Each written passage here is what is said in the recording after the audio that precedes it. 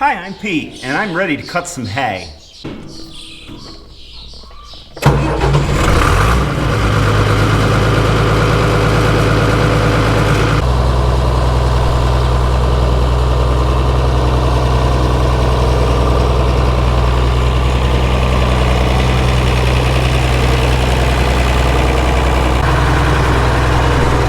Howdy, cows.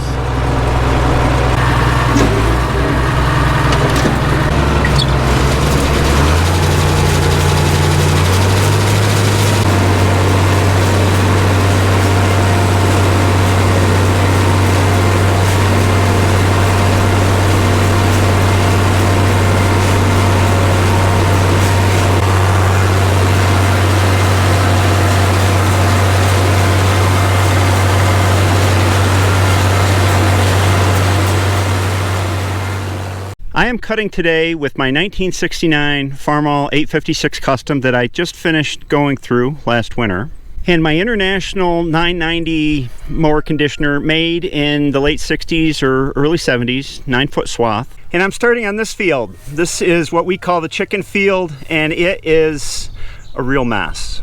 This is the part of the restoration where we run it and see if any bugs develop.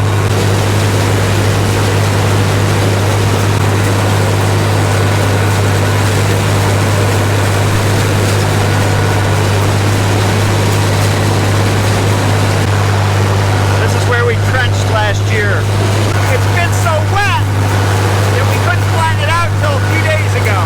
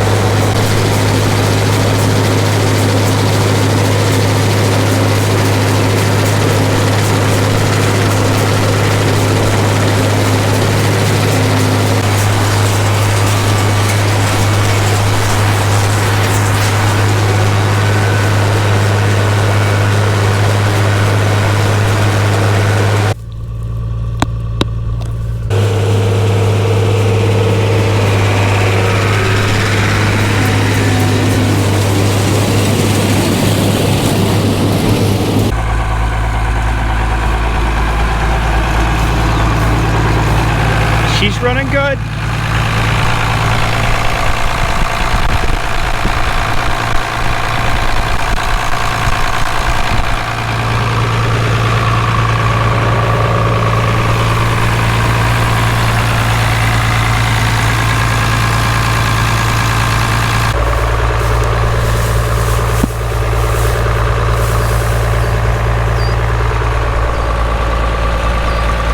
This has been the wettest spring I can remember. Normally I would have cut this hay about a month ago, but it's been a combination of cold and wet, and it just hasn't been possible. So what I'm left with is orchard grass that long went to seed and has died back. Timothy that is going to seed, which I normally wouldn't see in first cutting at all, hardly. And then we've got alfalfa and clover mixed in. The alfalfa's blooming. It's long past its prime. But clover is the exception. It blooms, but it keeps growing and it stays nutritious, so no worries there. Vetch, it never gets this tall. I'm a big believer in high quality hay for grass-fed cattle, and that's what we seek to do every year. This year's been the exception. Back to work.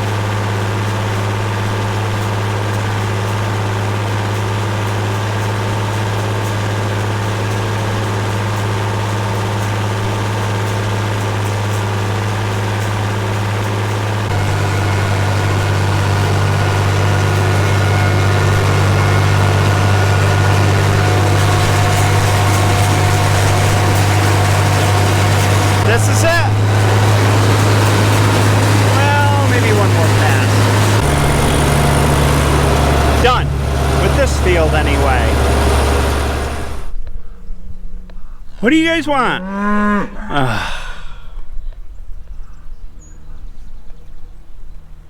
They're leaving. On to field number 2.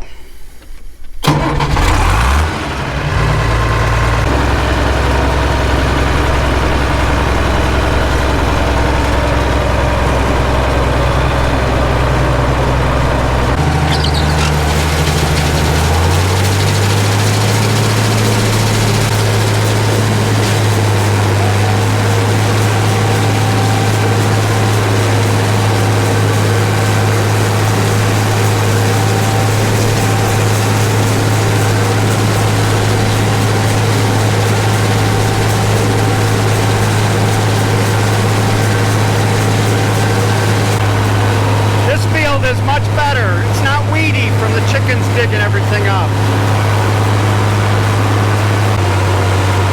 Lots of clover in here.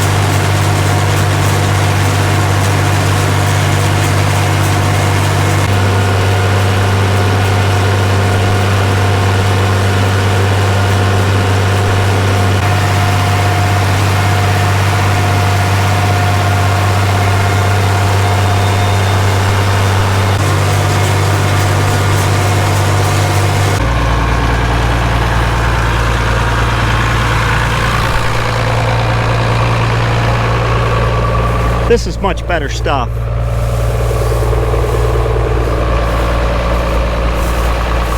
We still have the orchard grass, but down inside the lower layer, which is about this tall, is a lot of clover and alfalfa. Yeah.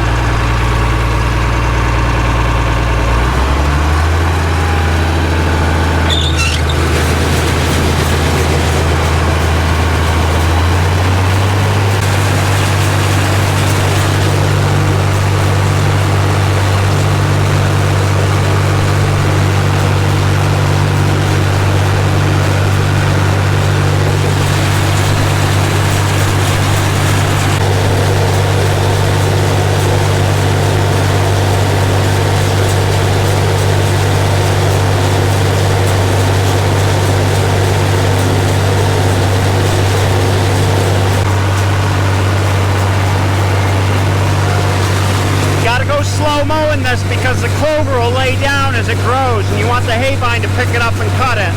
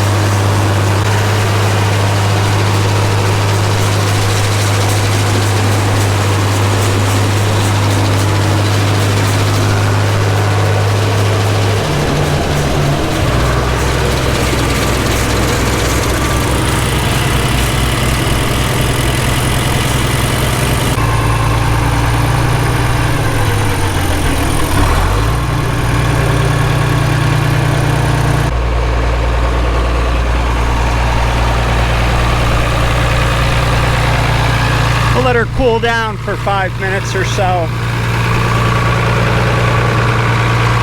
and then inspect.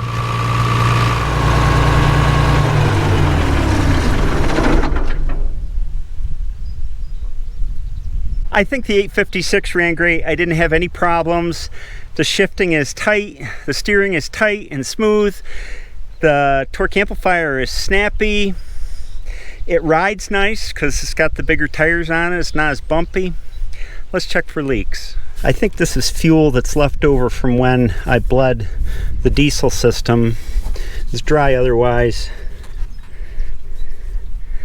The pump's dry, which is cool. I don't like it when these leak.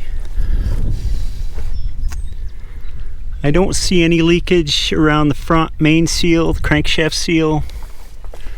I don't see any radiator leakage. And then over on the leak prone side, now there's a little oil there.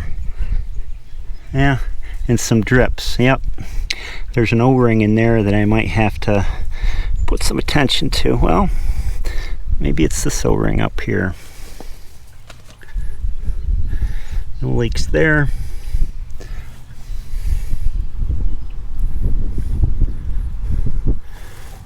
I don't see anything else over here. It's nice and warm, that's for sure. Underneath, I can hear oil draining back into the pan.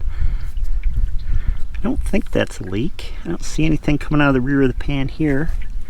I don't see anything under here. It's all nice and clean. Nothing at the pump here. I replaced both of these. No, it didn't drip any. Had a little spot on the bottom. No drips there. That's good. And on the brakes, I don't see any leaks there either. Nope. These are a little bit noisy. I think they just need to glaze a little bit and wear in, and they'll be smoother, quieter. What a difference between this field and the first field I caught. This second field has very few weeds in it and a lot of clover and alfalfa, and the orchard grass was really minor as far as it dying back because everything else had come up through. The first field, it has a hard life because the chickens dig, and especially the layers. And so once you have a bare spot, burdock or whatever sprouts up, and if you let that go, then you get big burdock like you saw. I don't think there's any two ways around it. That's just the nature of chickens, and we want them to be able to dig and take dust baths. That field, I'll probably only get 8 or 10 bales off it, and that'll be our bedding hay for the winter, the poorer bedding hay. This field, the second field, it's good enough for them to eat. I hope you enjoyed this video, and I'll be back with you for tedding, possibly raking and baling. Have a great day, and I'll see you next time.